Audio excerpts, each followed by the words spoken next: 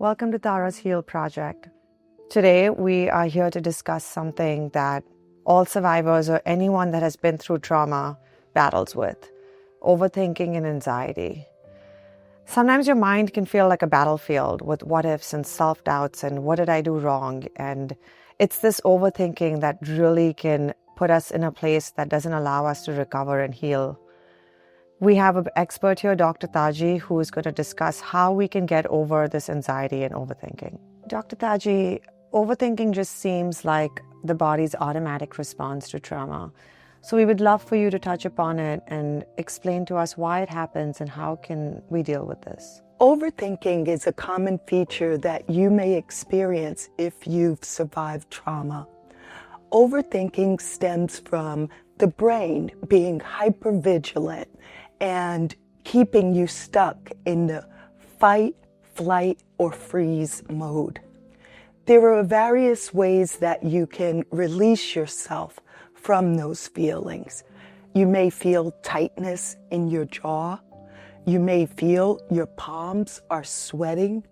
These are the physical senses that anxiety brings. To relieve yourself of some anxiety, there are different avenues that you can pursue. Exercise is one of them. Exercise increases the endorphins to the brain, bathing your brain in that feeling of feeling good.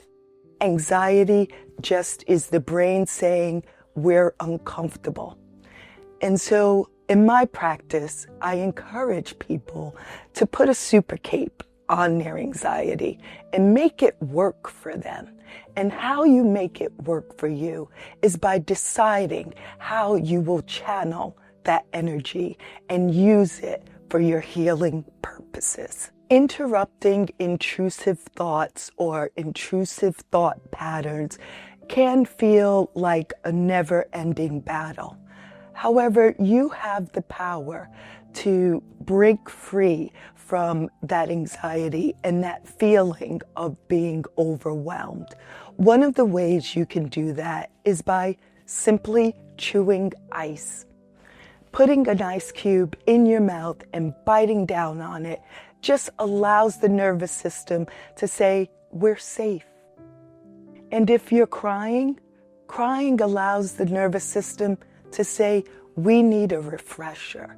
There is no shame in feeling the feelings that you have. Do you ever find yourself overthinking, caught in a thought pattern of negativity? Your mind goes and you feel like you can't break free from it. You are not those thoughts. You are not your anxiety.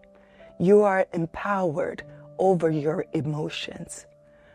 Trauma can make you think that you are powerless. However, these are responses to the trauma, to your sense of worth. And so honoring that and allowing the feelings to emerge however they need to, you allow them, but knowing that you are in control and you are empowered over anxiety, grief, and your trauma. What would you say are the core emotional and psychological and physical challenges a survivor goes through when it comes to overthinking and anxiety? There are several. Hypervigilance, being a sense of feeling unsafe, ruminating thoughts. These all are persistent in a person who has experienced trauma. Hypervigilance, that's a big fancy word for saying, I'm watching everything. And that happens subconsciously. Hypervigilance is a big word for feeling very nervous about a lot of things. This happens on a subconscious level. We do this as humans as a safety mechanism, but when you have experienced trauma, those safety mechanisms go haywire. And so in hypervigilance, the mind and body are constantly scanning for danger. That's what we've learned in trauma. that we are in danger. But stepping on the journey towards healing is reminding yourself of your counter narrative, that you are safe, that you are worthy, and that you are loved. Can you give us an example in everyday life of what hypervigilance would look like? Absolutely. Hypervigilance is easy to detect because it's a heightened sense of arousal. People will often pace, tap, or have some other outward expression of their anxiety. They may check their phones frequently, make sure, did someone text? Did I miss something? Or check the locks on their doors. This practice can become obsessive. And so it's important for us to be aware when we begin to tread down maladaptive paths, that we bring ourselves back in to being present and mindful. So people think overthinking is just a bad habit, but based on what you're saying, it seems to be the response of the nervous system. And how would someone deal with this inner critique that they have that comes upon themselves in situations like this? Oh, Nishita, the inner critic.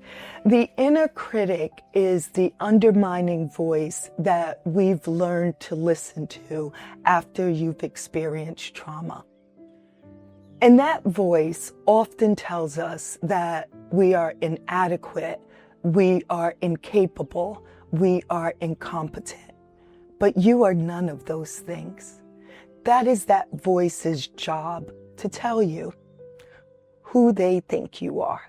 But you are empowered and you tell it who you are. The way to empower yourself over the inner critic is by creating a counter narrative. A counter narrative means that you have a dialogue that is fresh and ready for when those feelings of inadequacy or incompetency emerge. It allows you to say, hey, yes, sure, I have this shortcoming, but I am also empowered and effective in different areas. I am a good friend. I am a good daughter. These are things that help control the inner critic. Dr. Taji, what do you think is the biggest misunderstanding about overthinking? That it's a natural response. Sometimes we all get caught in overthinking, trying to solve a problem. But this is particularly heavy for people who have experienced trauma because their minds are constantly searching for danger. And these triggers can be found anywhere. So for instance, if your captor was someone who had big, heavy shoes, when you hear heavy footsteps, that may create some anxiety in you. One of the ways that I encourage people to address this issue is by exposing themselves to it. So if there were big, heavy shoes, I encourage someone to put on sneakers and stomp across the floor. Recreate that pathway in your brain, that counter narrative for your brain to understand this isn't the only way that we can hear loud footsteps. Another thing is when you engage in these exposure exercises, so putting on the shoes and stomping may feel incredibly uncomfortable at first. That is natural. What you've experienced has changed your brain, and so your brain may want to resist at first. You can retrain your brain by exposing it, and when you hear those footsteps and you become uncomfortable at first, sit with the feeling. Allow your ears to take in the sound. Allow your body to feel the vibration. But know that you can stop this action at any time you choose. And the more you practice this, the more desensitized you will become. And so walking in those shoes may seem scary and intimidating at first, but soon you'll be strutting around in them like they were yours all along. What are some strategies a survivor can use to separate themselves from the anxiety they're experiencing? There are several. One of them is to name it and tame it. And that's a simple task that someone can do to reduce their anxiety.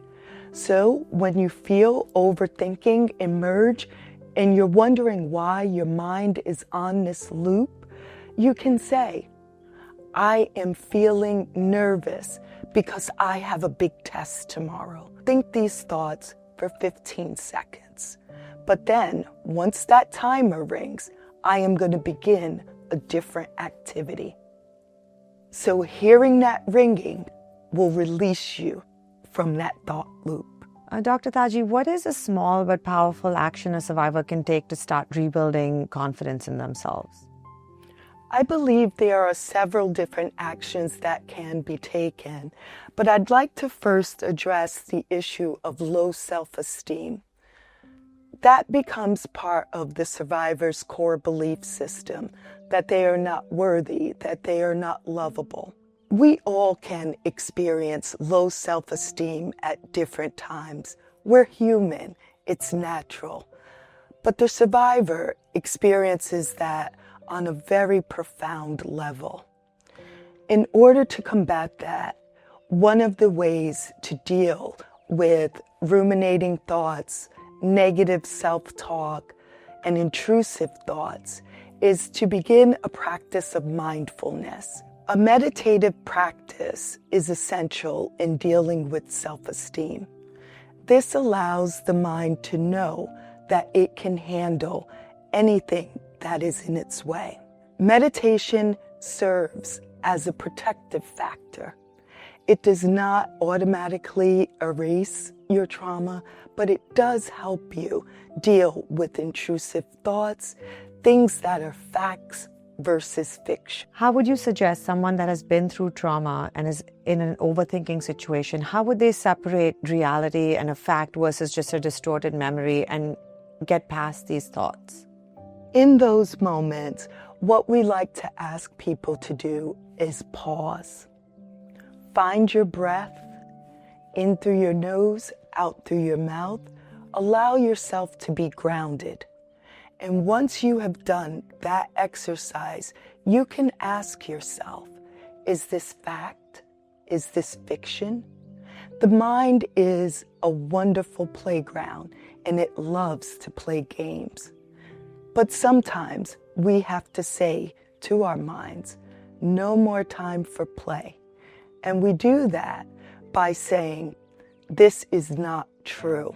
This is a distortion of a memory. Trauma is exactly that. It's a crisis of the memory. We tend to remember things through foggy glasses, like we're underwater. But you are here, you are present, and you have the power to control your thoughts.